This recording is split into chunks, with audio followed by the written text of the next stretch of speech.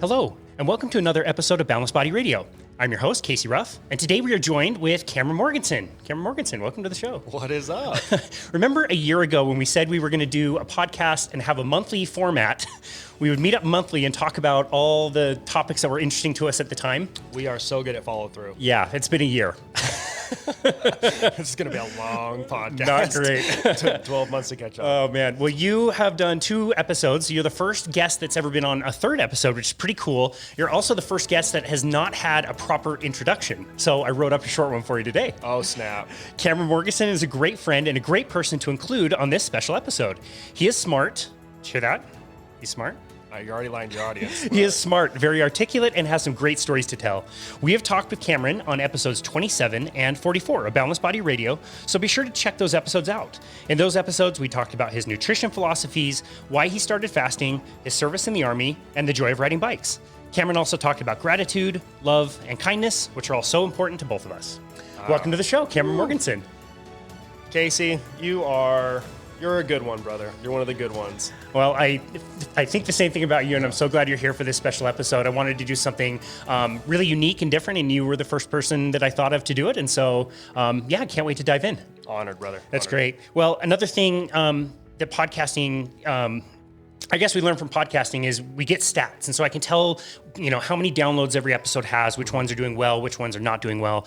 It also gets broken down into locations. So I can see where people are listening. If somebody's listening to an episode in Timbuktu, I'm able to see it. And I've seen that this region has as many downloads as we have episodes. And so at first I was like, wow, that's amazing. Cameron, such a loyal fan, good friend. He's listening to every single episode. It's all I listen to. What I deep dove into found that the downloads that we had were all just 2 episodes, the 2 episodes that you were in, and you've downloaded them over 100 times each, and one from your mom. Got to keep the podcast afloat. I got to do my part. I thought you were listening to every episode. You were just listening to yours over and over and over and over again. It's what I go to bed to at night. Downloads are downloads. We'll take it. That's awesome.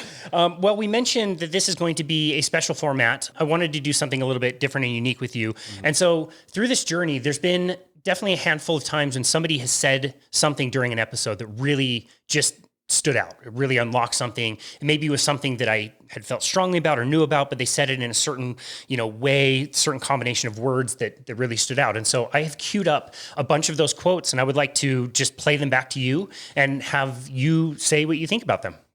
I don't know what qualifies me to do that, but let's do it. Awesome. It sounds fun. Well, you definitely know a lot about a lot of different things and very well-rounded. And so I figure, whatever direction we take this will be super interesting. Yeah, it'll be fun. Awesome. So the first one is with Dr. Bill Schindler. We interviewed him twice, the last one being in episode 223.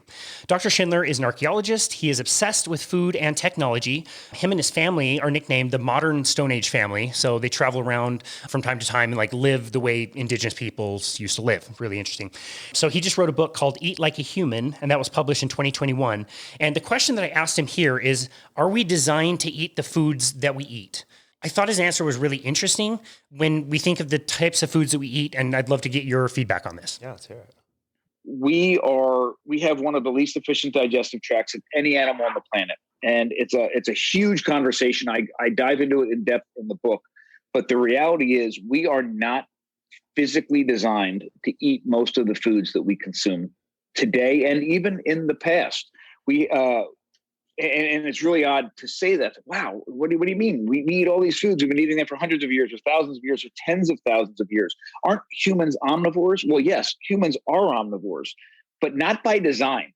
Not because we were designed to consume all these foods that we eat, right? We don't have a digestive tract like a cow that is specifically set up to properly digest efficiently and safely tough vegetable materials. We don't have a digestive tract like a goose or a duck or another granivorous bird that's specifically designed to safely and efficiently get the nutrition from things like grains. We don't have any of those things. So, but we are omnivores. How can that be? And we're omnivores by technology because over millions of years, our ancestors created technologies and behaviors and approaches to food to transform it before it touches our lips, to literally get it ready for our incredibly weak and inefficient digestive tract to safely and efficiently make use of that food. that's the key. That's what humans do differently than all other animals, that we process the food when we do it right, properly, before it touches our lips. So, and most of the technologies created over really, and I'm not overstating this at all, almost 3.5 million years, beginning with the first stone tool, these technologies were designed to take a resource that in many cases we have no business consuming, make it safe, make it nutrient dense, and most importantly, make it bioavailable. In other words, make those nutrients available to our digestive tract. So when we consume that food, we're getting the nutrition going to the places it needs to go in our bodies. That's the key. I mean, I agree with him in a lot of ways. I mean, I don't dispute any of it, but that's kind of like the bitching part about being a human, right? Is all the technology that we use to make our lives easier and to make food more available, to make food taste better. Yeah. Like you could say essentially as soon as we discovered fire, the technology took over. Yeah, right. And he says like the second that one of our primate ancestors struck a rock against another rock, that changed our evolution. From that very moment, we discovered technology. It's interesting to think about food as like none of it should really be safely consumed by us without that technology. I just find that topic so interesting. Yeah, it's crazy that we're the dominant species on this planet with how fragile we are. Like, yeah, how weak our digestive systems are. When I was mountain biking up in Canada to like 2019, right before the pandemic, we were just cruising through the hills and people were drinking water out of the streams. And I was like, whoa. We're not supposed to be able to do that, but there we could. But it just made me, it was a aha moment of, wow, something as simple as that is like, I have to think about just drinking what looks to be really clean water. The animals drink all the time, and we just don't have that luxury. Yeah, totally. One of the, I think it's his first chapter of his book, says eating plants should scare the hell out of you. And you're right. Like we don't look like carnivores. We don't have, the nails, the teeth, any of that stuff. We also can't really handle a lot of vegetation without doing some of the processing, the soaking, the fermenting, cooking for a long time. It's so crucial for us to be able to consume food. It's weird to think that, without like maybe some random fruits very seasonally, that we have to prepare our food and be really mindful about that to get the nutrition out of it. Yeah, if you put some raw broccoli in front of me in a salad, like I'm not going to eat it. It's going to mess me up. It is absolutely going to mess me up. So, and it like most plants, especially vegetables, and I'm not coming at this like from like a pro carnivore perspective, even though I'm when I'm dialed, that's the majority of my diet. But vegetables have a lot of self-preservation built into them that make them hard to eat. Yeah. And that's a tricky thing to get around, something that we're supposed to eat that's supposed to be good for us, but could also kill you if it's not prepped properly. Yeah. There's a lot of contingencies there. Totally. Well, anyway, I thought that was a soundbite that really stood out. He's not coming at it from a carnivore side either, just to say that whatever food you have, you just need to be very mindful of not only what it is, where it came from, but what you do with it to make it safe and bioavailable for us. Yeah, no, absolutely. It's one of the most intriguing things about humans in general is just we're so feeble. All right. Well, anyway, let's get to our second soundbite. So this was an interview we did with Eranda Wickramasinghe, which was episode 162. Eranda is the ambassador and volunteer for the public health collaboration in the UK. This, again, was just something that I knew, but the way he said it was just such a cool combination of words that really unlocked something that I thought was really important. The question I asked him is what things changed for him when he went to a more low carbohydrate diet. I believe he was diagnosed with prediabetes. He was overweight, even though he was running marathons all the time, and just not feeling very good, very moody. And I wanted to know like what other things had changed in his life. And he elaborates here. So I want to play the soundbite. All right. The main thing is hunger. And also mental clarity, because it was really, really strange to me that my hunger, which used to be, I think Eve Mayer describes it as the hunger bully. It used to be kind of like somebody shouting, somebody kind of bullying me and saying, you have to eat, you must eat. So I used to get that kind of almost shaking with hunger kind of feeling. Whereas when I switched to low carb and intermittent fasting, once my body had gone through some adaptation, I was finding that I had the regular kind of ghrelin cycle during the day, but when the hunger came, I could just kind of carry on. I could still focus. And the mental clarity thing, that's pretty awesome, because I did some extended fasts. So in the first 10 to 12 weeks, I did quite a few extended fasts, and I just felt so much at peace. I mean, when you're in deep ketosis, it's a difficult feeling to describe, because it almost seems impossible. Because, for example, 3 days into a fast, I'd be feeling full of energy and I could think clearly. I could do my job. I could go for a walk and do all of the things I normally did, and I could do them better. Wow. I want to unpack both of those things. You were recently featured on the Big Middle podcast with one of my really good friends, Susan Flory. I love her and I love her work. For the listener, go check out her podcast, The Big Middle. They tackle some great issues and have really great guests, including yourself. You gave one of the best analogies I've ever heard about hunger changing, how the hunger changed for you and how you look at it. Can you share that analogy that you shared with her? Yeah, and big thank you to her, by the way. I mean, Susan, she's amazing, and big thank you to her. And so the analogy I used was hunger is it used to be like a bully, but now it's like a really good friend who comes and taps me on the shoulder and says, "Are you free? Are you free to have lunch? If you're busy, we can kind of reschedule, come back later." And that's what hunger is like for me now, because if I'm busy, I can say to my hunger, "No, thank you," and I'll carry on. I've got a busy work day. I've got deadlines, so I'm just going to work through lunch. I'm not going to have lunch, and then sometimes I do extended fasts, and then when I am ready, when I choose to, I can break my fast, and my hunger and I, we've made peace with each other. It's like having a really good kind of catch up with a good friend.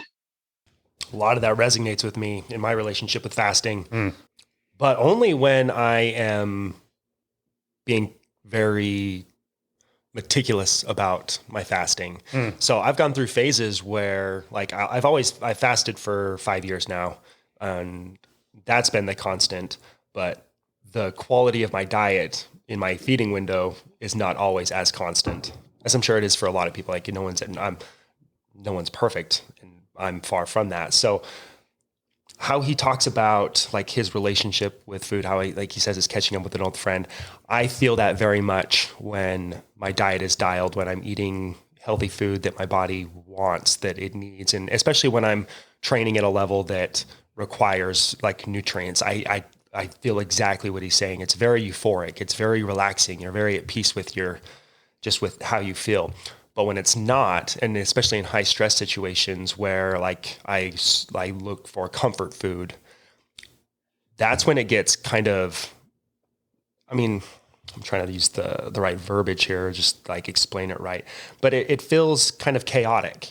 I have a hard time understanding when I reach satiety. I have a hard time understanding what full really feels like, and you start to crave things that I wouldn't normally want to crave. So it's this weird relationship with ghrelin, where if I'm fasting and I'm making sure that I'm giving my body what it wants and what it needs, it knows when to tell me that I'm done. And it knows I can have just a very fluid conversation with my body about it, where when I'm not being as constant, I can feel that it's more of a conflict with my body. Interesting. What foods do you prioritize the highest? Fat and protein, for sure. So meats. I like red meat. I feel like that settles the best. It gives me the most clarity, the most, it just feels the best. When I eat it, I feel like it's giving me what my body wants. And then, for my carbohydrates, I really like fruit. Frozen berry. I do frozen berries and whipped cream kind of for my dessert. Nice. So I'll load it up with lots of eggs, red meat, Yeah, eggs and red meat is kind of the staple of it. Cool. When it's dialed, and then fruit for my carbohydrates. Yeah, nice. Yeah, that's kind of where I'm at. I feel like fruit is the most benign of all the plant foods, really easy to digest, tastes good, ubiquitously to everybody. Well, interesting that you mentioned red meat. I didn't share any of these clips with you. This next person is a carnivore, so they do eat a carnivore diet. Yep. Another person who has kind of restored his health. Mm-hmm. So this is João Franco. He lives in Portugal. He was interviewed in episode 76 of our show. His day job is a graphics designer, but he shares a lot of his knowledge about carnivore diets online, really just for free. And I asked him a similar kind of question, like when he went carnivore, he mentions a lot of the health things that improved for him. And I wanted to know, what else improved that really surprised him. And he came back with a question for me that I found really surprising, but it was really impactful, and something that really stuck with me. So let's hear him now. Yeah. If we are what we eat, or should I say, we are what we can absorb, and if we're eating nutrient-dense foods which are so easily absorbed, then we are what we eat indeed. And I want to continue to eat meat and fat because I feel like it has changed the way I think. It has changed the way I reason. It has changed the way I deal with other people. It has made me more in some way more spiritual. I can say that. I think that I have become more. I want to help more people. I want to try and reach people and try to. It's one of those things when you say it's almost too good to be true. I can say that it applies, but in this case, it is true. And I'm not even selling anything. I'm just saying, look, this is so amazing. I want other people to try it. It's like I'm not forcing anything, of course, but I want them to see for themselves what I am seeing, what I am experiencing. This is great, I think. Wow. Dude, that is so amazing. And I noticed all of those exact same things. I was already feeling pretty good on a, low carb ketogenic diet, and I enjoyed it. I didn't have any health issues, but when I went fully carnivore, my ability to deal with stress was totally different.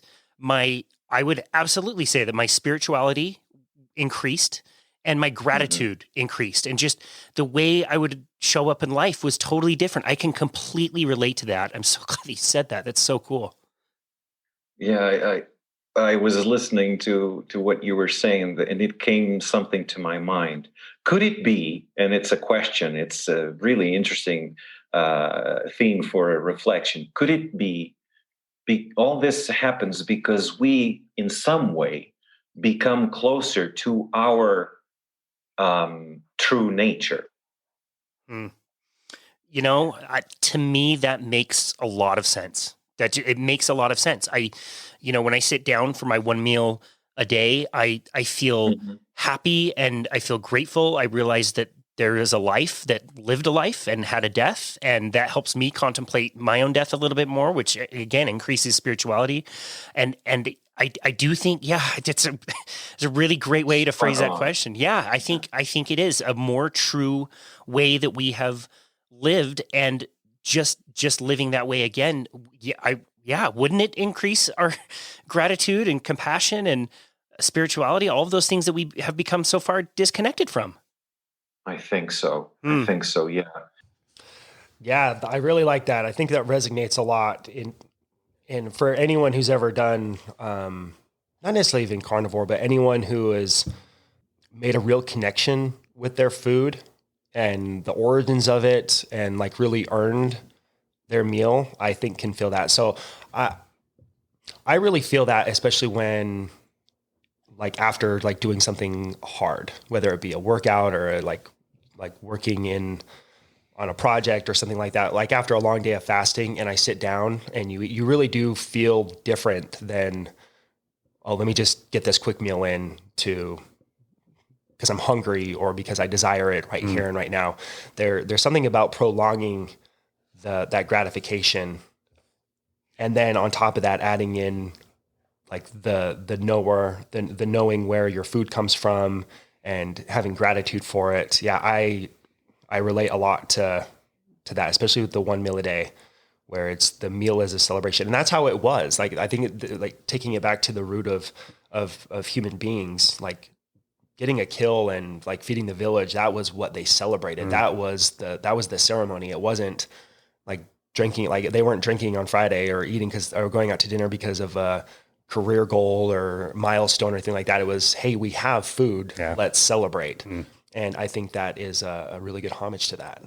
Yeah, that's a really good point. So you can say that when you're eating, like you said earlier, the way that you want to be eating, you're prioritizing protein and fat and a lot of animal products. You do notice a difference in your presence, your spirituality, your gratitude. Those things are increased versus if you're just eating a normal diet. Oh, absolutely. Absolutely. Especially because when I eat as much meat as I do, I'm I'm conscious of where that meat comes from. Like, so I'm picking the cut of meat that I want. I'm trying to make sure that it's raised and harvested ethically. Like, all those things are important to me. So just that entire process is more of a spiritual and relatable connection to your food. So I think it's all kind of all encompassing. Cool. Someone who's doing that is just more, it's like what came first, the chicken or the egg. Are you more spiritual because you're eating that way, or are you eating that way because you've decided to be more spiritual? Yeah. Interesting. Do you hunt at all? I grew up hunting. I haven't hunted myself in many, many years, but it's something that is been itching me for quite a while. It's just getting good enough to harvest your own meat. Hunting is hard, brother. It looks like it would be.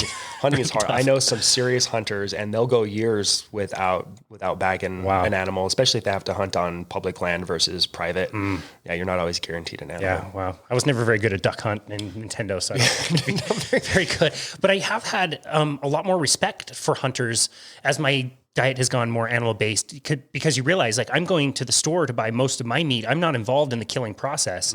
And it's something that, eats at me a little bit.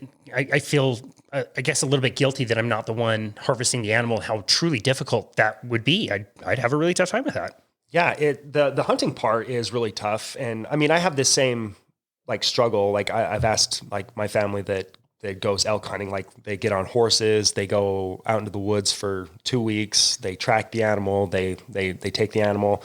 Sometimes they get nothing, but I don't think that you have to, or at least this is what I tell myself to sleep well at night. I don't think you have to kill the animal yourself to have that same level of appreciation. I think it really takes it to the next level like that.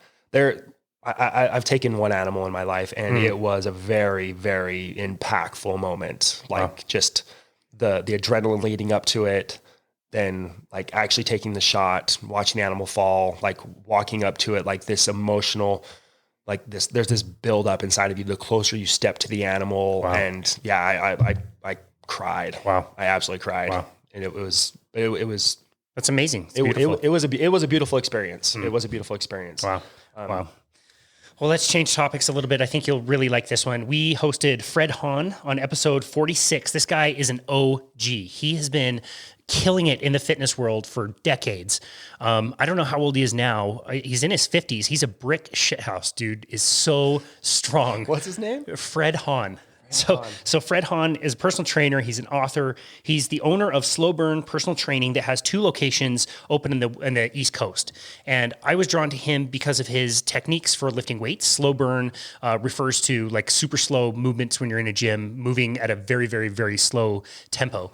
And again, this is one of the things that I knew, but it was just the way that he said it, and this combination of words just really like blew my mind and has been really helpful to share with clients ever since. So I'm really curious to hear what you think about this. Yeah, let's do it. So when I say success, what I'm talking about is successfully recruiting as many muscle fibers as possible in that set. There's a principle in exercise physiology called Henneman's size principle. And Henneman's size principle states that muscle fibers are recruited in order of their size. It doesn't matter whether you lift the weight fast or lift the weight slow. The fibers are recruited in order of their size.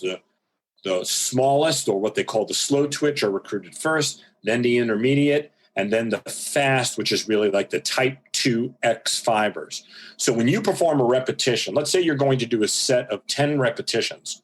The first few repetitions, you are about whether you lift it fast or slow. because slow twitch and fast twitch fibers do not refer to the speed with which they contract. Slow and fast, and a lot of exercise physiologists misunderstand this. Slow and fast refer to the fatigue characteristics of the fibers. So slow twitch, fatigue slowly; the fast twitch, fatigue quickly. But they're recruited in order. Sorry, you were going to say something? Well, I was just going to say, you've already put a lot of emphasis on that, and I think you're absolutely right. Not a lot of people appreciate this, and me included, until very recently, a few years ago. Will you say that one more time? Like, fast twitch muscle fibers can be trained at a slow tempo. Is that correct? That is correct. Yes, absolutely. The speed with which, the tempo with which you lift and lower the weight has nothing to do with the characteristic of the fiber. Slow twitch refers, they're oxidative fibers. They have endurance. They're slow to fatigue. Fast twitch fibers are more glycolytic. They are non-oxidative, and they are very quick to fatigue. Yeah, I totally agree. I just thought it was so well said. Yeah. The dude, he puts it in a way that's hard to, I've never heard it explained that way. And that drives it home really hard, because it's, especially as like an athlete where you're trying to train the slow twitch and the fast twitch, and you need to feel like you need to recruit them simultaneously.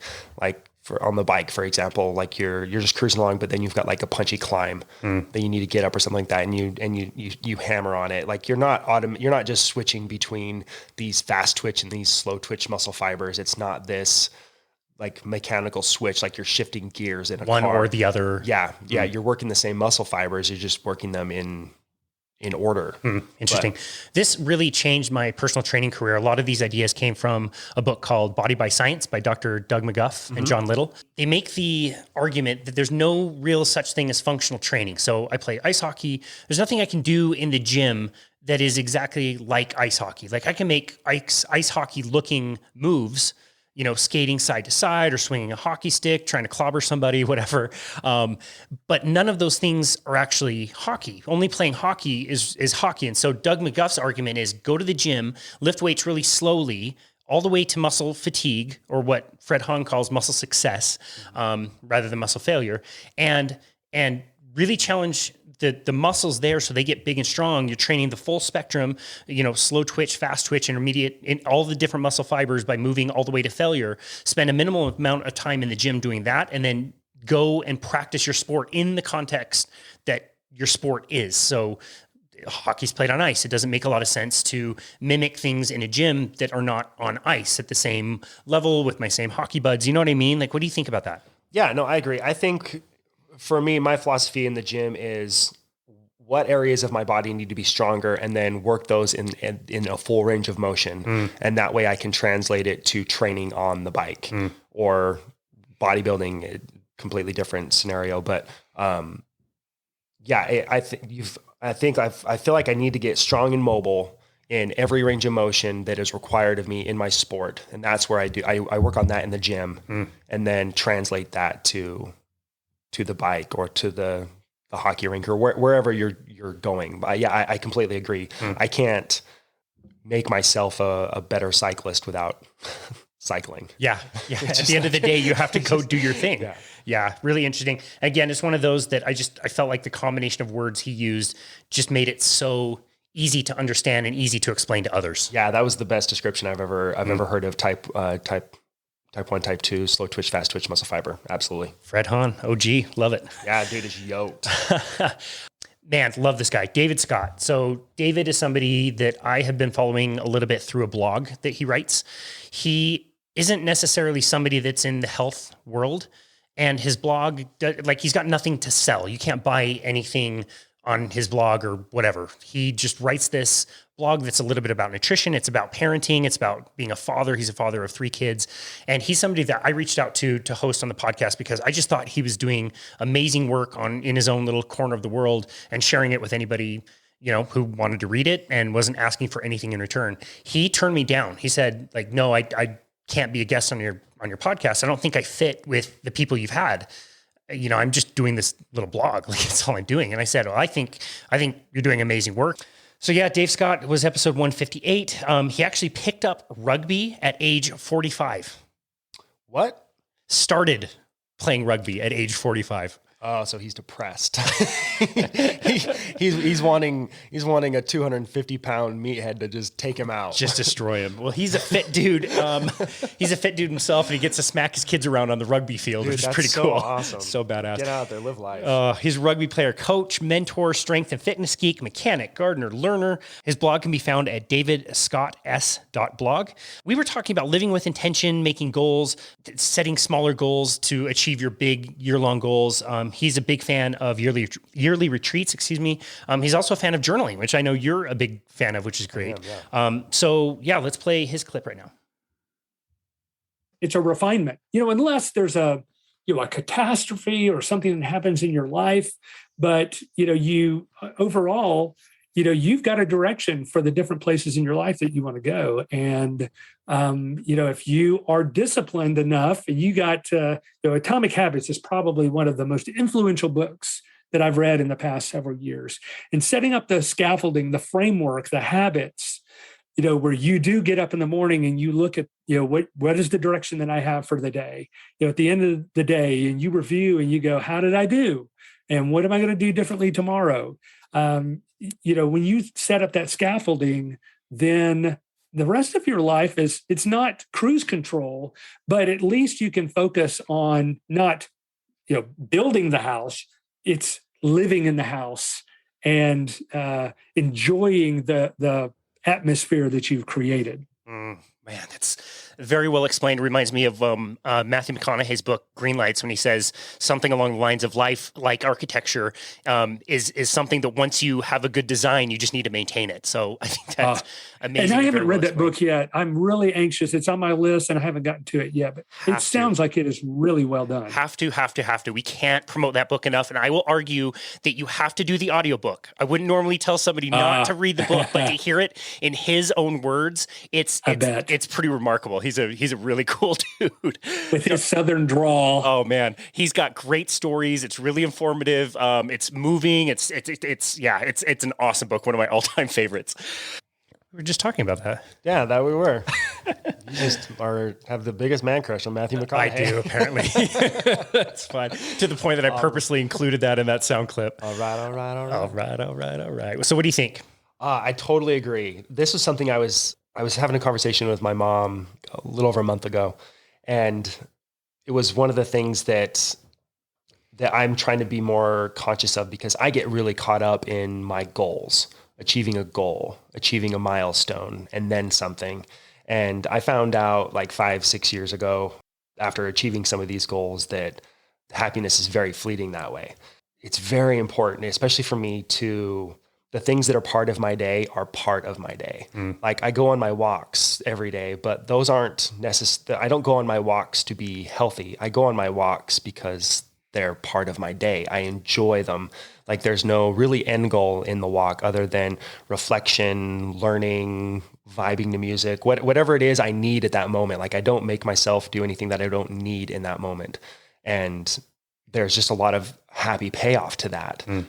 Where like training, there's an end goal. Like when I'm like spinning out on a bike or lifting weights, yoga is probably the only thing where it's more, this is part of like being in the moment.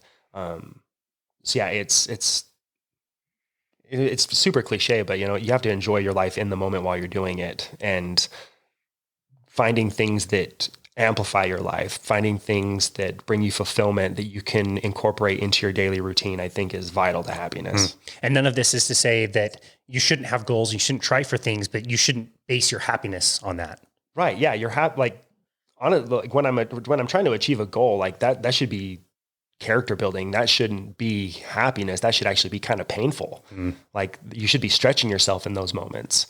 And then the rest of it should be, bringing back to center, homeostasis, finding peace, but making sure that those things are like leading you to something positive. Yeah. Interesting. Walking is such a great example of that, because if you think like, I'm leaving my front door, I'm going to come back to my front door. What's the fastest way to go from front door to front door is never leave. Like, yeah, right. Just don't go.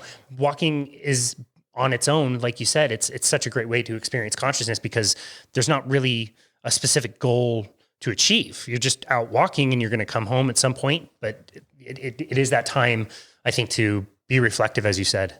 Yeah, I love it. I get my dogs and we say hi to the neighbors. I let them, like, it's the least militant thing I do in my life. Like, because I let them sniff whatever they're going to sniff. I stop and I talk to neighbors. I say hello. Like, I'll stop and, like, there's some horses along the path by my house. I'll stop and just like pet the horse. Nice. Rub its nose, That's cool. Like, so there's no agenda. It's just decompression, but it's the most reflective portion of my day. Yeah. And how he talks about like reflecting, like, what did I do well? What didn't I do well? That's where I have those moments. And it's a big key to finding balance. That's awesome. We also talked about journaling, and that's been a big part of your life. Why is that so important to you? Because I have a hard time articulating thoughts in my head, and I'm not really good at like communicating my feelings with other people. But I am good at like articulating them on paper. Or even like out loud. Like if I talk to myself in my car, like, all right, what's bothering me? Why is that bothering me? All right, what's the origin of this feeling? Is this a fleeting feeling that's going to pass, or is it something I need to deal with? Journaling helps me untangle those things. Well, you told me about journaling a year ago, and I only recently have decided to start journaling. And you're right. I am like still to this day, like so surprised some of the things that come out on paper that I wasn't necessarily thinking before words started appearing on the page. And then you're reading it and going, oh, I think like that. Weird. Like, it's so interesting. Yeah. Journaling is the best way I have found to view my thoughts from someone else's perspective. Yeah. It helps me get out of my way. It helps me see through my own bullshit. Cause we all rationalize the way we feel or how we feel, especially when you're unsure of something or if something's causing you anxiety.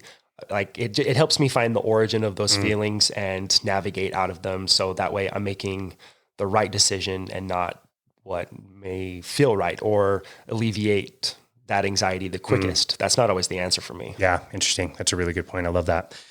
Next, we're going to listen to Chris Marhefka. We interviewed him in episode 172. Chris is the CEO and facilitator at Training Camp for the Soul. He is also the founder and facilitator of Embodied Man Community, and he does a bunch of retreats. So this is a guy who understands masculine energy and how to really embrace that. I just finished The Superior Man. Have you ever read this? I haven't. Okay, we'll talk about it later. Superior Man, good one. Talks a lot about the masculine and feminine. Oh, awesome. Yeah, this should great. resonate. Okay, let's dive in. If we're just putting our head down and we're going along and we're spiraling into whatever's happening in our world, we're not actually choosing. We're not choosing our life. We're not choosing with intention. And when we stop and we ground ourselves, we take some deep breaths, we not only are able to see better for ourselves, but we're able to be a pillar. I call it big tree energy. You get to be a big tree for the people around you with deep roots, rooted in the ground and solid trunk, but with your leaves spread wide and open. You can be open and take on the winds of the storm because you have deep roots. It's the not being rooted part that I think a lot of people are missing. So that's what the slowing down and the breath does. And that gives you an opportunity to be a grounded, calm, present leader in whatever way that means. Maybe it's your family. Maybe it's for just you. Maybe it's for your community or your business. But it allows you to, it gives you an opportunity to be that. Whereas if you're just sprinting through life, responding and being triggered just like everyone else, you can't be a leader. You can't show up the way that a lot of people desire to. And it's almost like you're getting caught up in the spiral of the world. Totally. You can't. So I would say like how he's talking about like being rooted. I mean, like that's your purpose, right? If you don't have a purpose that you are living your life by, and it doesn't need to be career. I was talking to Laura about this last night. It doesn't need to be a career. It doesn't need to be one specific thing. Like my purpose is a lot of things. My purpose is financial freedom, achieving financial freedom. I'm going to do that through career, other avenues, but I want to achieve financial freedom so I can impact as many people as possible and feel as free as possible. So like to have other like ventures, open up companies to provide jobs, pay people well. So financial freedom, endeavors in sport, doing things that are hard. So always challenging myself every single day and bringing peace and love to the people around me. Like those, I would say those are some of the things that are my purpose. And if I'm living in my purpose, if I'm doing those things, then nothing can really shake me. I'm not saying that doesn't happen. Of course you get shaken or whatnot, but if you don't have a purpose, you can't be rooted. And if you can't be rooted, then you can't be truly living in your masculine, right? You're really just going with life and the whims of it. And you're going to get tossed around. You're not going to be that strong oak. You're going to be the twig that my dogs are picking up on their walk and chewing on. They love chewing on twigs on their street. But yeah, it's so, I very resonate with that. You got to find your purpose, get rooted in it. And you'd be surprised just how your interactions with people change and your relationships, your mood, your sleep, everything really stems from, are you truly living in your purpose? Yeah, definitely. I love the big tree analogy and knowing that you can be rooted and grounded through the storm, but also have leaves that are open and you can also receive. I thought that was a great analogy and great. That was beautiful. I loved it. Well, you mentioned hard work, which is a perfect segue. I swear I didn't give you any of these and you're like giving me the best segues, one to the next to the next. This is great. This is all about hard work. We are so in sync. We're in sync. This is Tanya Streeter. Okay. Tanya Streeter broke the world record in 2002 for no limits freediving. Okay. So going down to the depth of, think about this, the depth of 525 feet. And returning on a single breath. That's so savage. So savage. That's so savage. Yeah, crazy. She did an amazing TED Talk in 2012, which was awesome. She's appeared in the documentary Plastic Ocean. This question was, what is the greatest lesson you have learned in life? I just think it's like such a great segue from what you were just talking about. So let's hear her greatest lesson. The sort of ethos or catchphrase of my competitive career was to redefine your limits. The idea being that we all absolutely have limits. I have limits to my patience some days. I have limits to how many down dogs I can do some days. I have limits to how deep I could dive way back then. But if you don't try to push them, if you don't just take the proverbial deep breath and just try to push that limit a little, you won't know where your limits truly are. You have them, but you learn and you grow when you redefine them. I have never learned anything from success, ever. Success has never taught me anything. Failure has taught me everything. So redefine your limits. The worst thing that can happen is that you fail and you learn. That's amazing. What do you think? Yeah, once again, can't say it any better. Like anytime I feel like I've reached a potential or I feel like I'm riding really high, that goes away. It fleets so fast. And I don't want to say like it gets sad, but it gets very numb. Life gets very numb if you're not stretching yourself, if you're not pushing yourself. The idea of waking up and thinking that today at 36, I've reached my potential, that's a depressing thought. Like that's what like really bums me out, is if I feel like I've reached my potential at my current state in life, whether it be with work, relationships, endeavors, whatever it is. Yeah. So yeah, and I agree. All I've ever learned from success is that I need to get my ego in check. Yeah. Like, it's just like, okay, you celebrated for a second, but no, I fail a lot. So I've learned more than I probably would have liked to in my life, but yeah, couldn't agree more. Couldn't say it better. It's uncomfortable, isn't it? That realization that like, you really do need to live that uncomfortable spot. Yeah. But if you can get in the habit of doing uncomfortable things, so I have really bad social anxiety. Most people don't think that about me, but I'm naturally very, very introverted. And when I got out of the military, I got into personal training, and I was like, oh, wow, people aren't just going to walk up and ask me, can I be your client? I had to learn how to sell my services. I had to learn how to connect with people and show them how I could help them. And that starts with just walking up to people that are working out that you can help, because they're either doing something wrong or you've seen them walk through the door 100 times, not seeing a single result.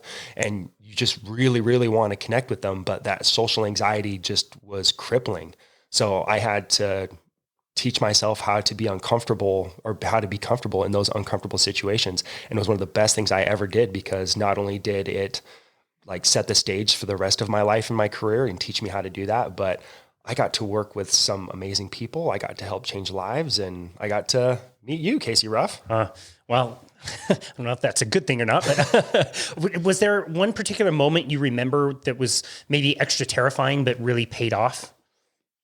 Yes. The first time I approached, this was when it was like, I feel so bad. I cannot remember his name, but you might remember him. He was one of my first clients, and really put together looking dude.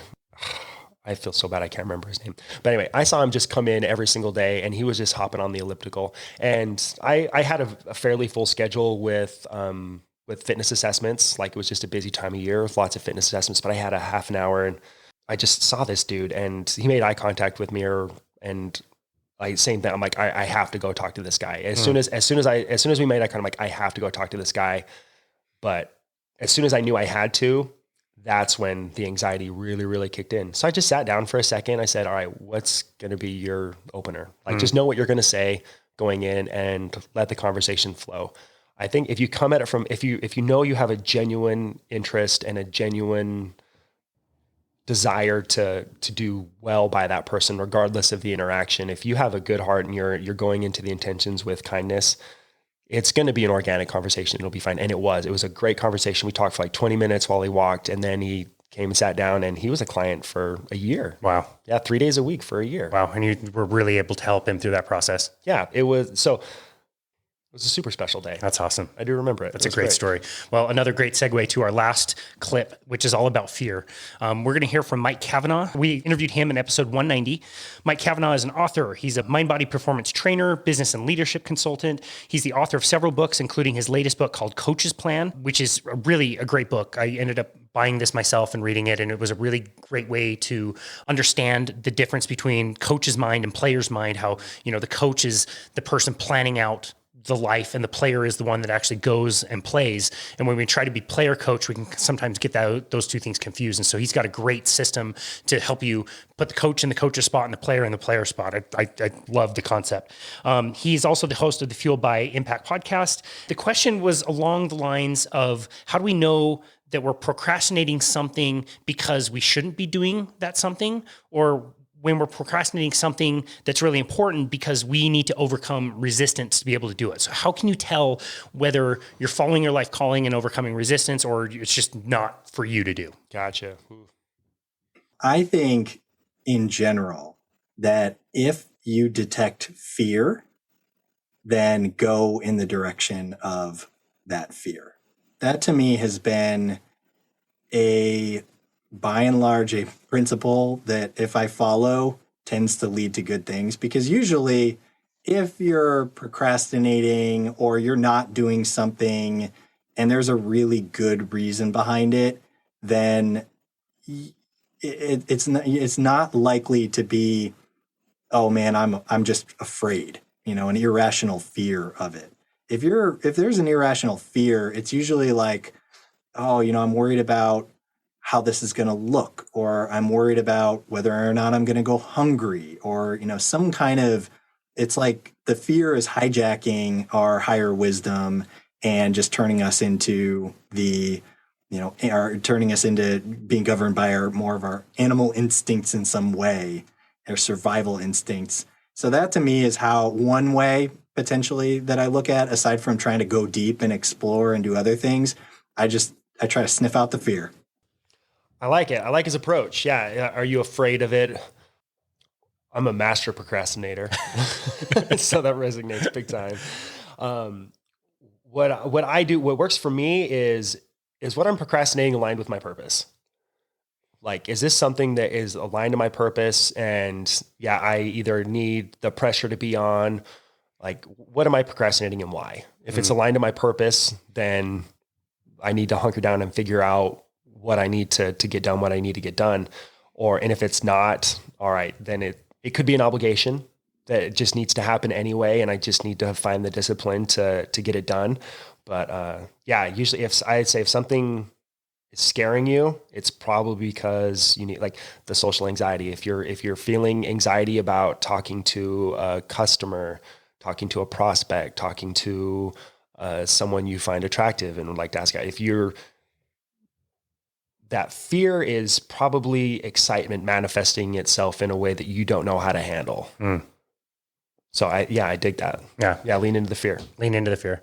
Yeah. Interesting. I think the combination of those two things, does this align with what my life's mission is? And does this scare me a little bit? Really puts your ass on the line to, make it happen in that sense. And I don't think the trick is to never be scared or never feel fear. I think that's something we all experience. No, so leaning into fear, you can just go into it knowing I'm going to be better, regardless of the outcome. Like your other guest you were talking about, like, she never learned anything through success. It's the same thing. If you're scared, no matter what, you're going to dive into it. Whatever it is, you're going to come out better. You're either going to find that you had levels that you didn't know you had, and you'll find success, and then great, go find something else.